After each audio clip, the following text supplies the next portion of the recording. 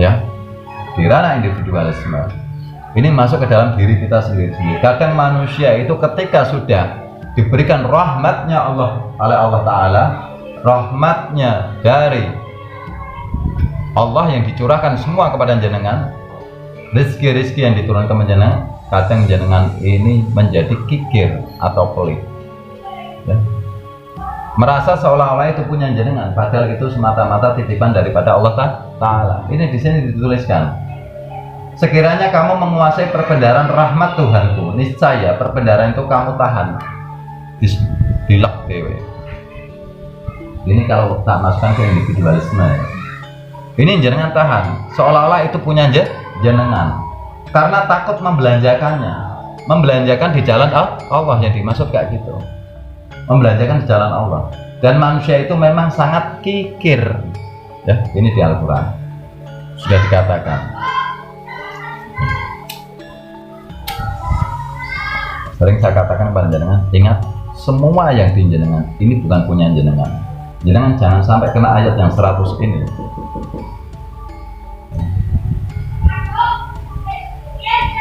Memang berat, tapi sebenarnya nggak berat, bukan punya kita kok. Yang menjadikan berat itu karena jenengan menggunakan otak. Ketika jenengan menggunakan otak, akhirnya jenengan takut miskin. Makanya saya katakan, terserah jenengan.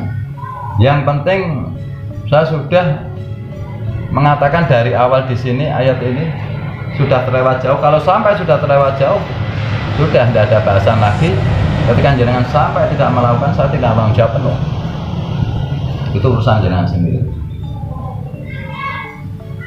Itu dari 2 bulan yang lalu saya sudah sering katakan, hati-hati. Ini sudah sangat tipis sekali. Bersihkan, ayo bersihkan, semua bersihkan. Jangan sampai itu menjadi kotoran ketika kita mau diambil oleh Allah. Jangan sampai itu menghalangi.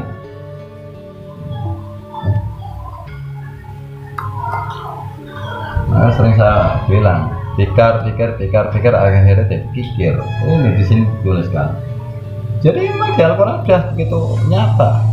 Sampai dikatakan manusia itu memang sangat kikir. Maka kalau manusia itu memang sangat kikir, maka jangan jadi manusia. Bisa jadi malaikat, ya Roman ya Rohim. Karena yang masih ada di surga itu hanya malaikat. Coba jangan. Iblis diturunkan oleh Allah dari surganya. Nabi Adam diturunkan. Yang masih tersisa siapa? Nah, makanya kalau jenengan benar-benar mau masuk surga, benar-benar mau dekat kepada Allah, ambil yang sifat malaikat, tapi tetap harus dikendalikan nih. Apa jenengan nggak sadar?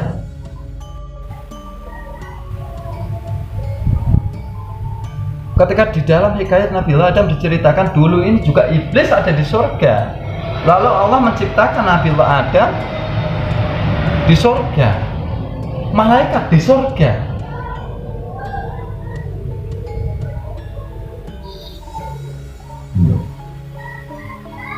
Iblis diturunkan oleh Allah dari surga. Manusia yaitu Adam diturunkan juga dari surga. Sekarang yang saya tanyakan kepada jenengan, yang di surga tinggal siapa? Nah, maka di sini dikatakan, dan manusia itu memang sangat kikir. Ayo. Maka jadilah malaikat. Terutama malaikat Jibril. Itu bukan milik jenengan. Jibril nggak pernah mengaku ini punya saya, ini punya. Dan jenengan ingat lagi, yang bisa menghantarkan sampai langit keempat itu juga malaikat Jibril, yaitu dengan Rahman Rahim, yaitu hablum minanas. Artinya yang bisa untuk mengendalikan semua itu, jenengan harus punya sifat namanya malaikat.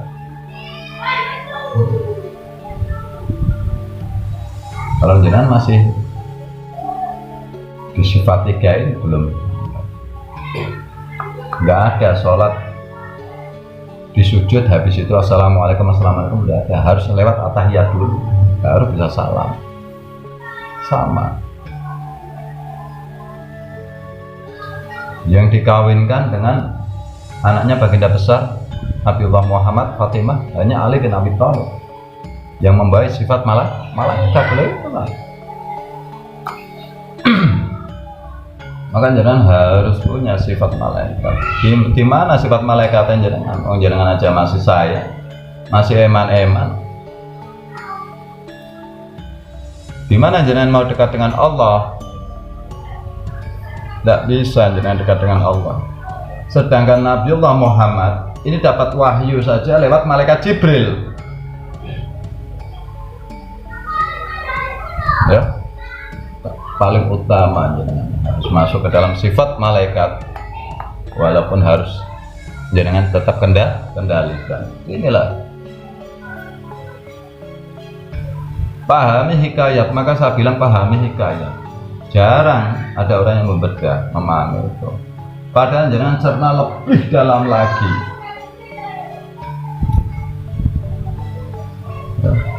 Yang masih di surga itu hanya malaikat. Manusia sudah tidak ada di surga. Iblis sudah tidak ada di surga. Yang ada cuma malaikat. Maka jangan harus pegang sifat malaikat benar-benar yang harus jangan kendalikan. Baru sampai jos.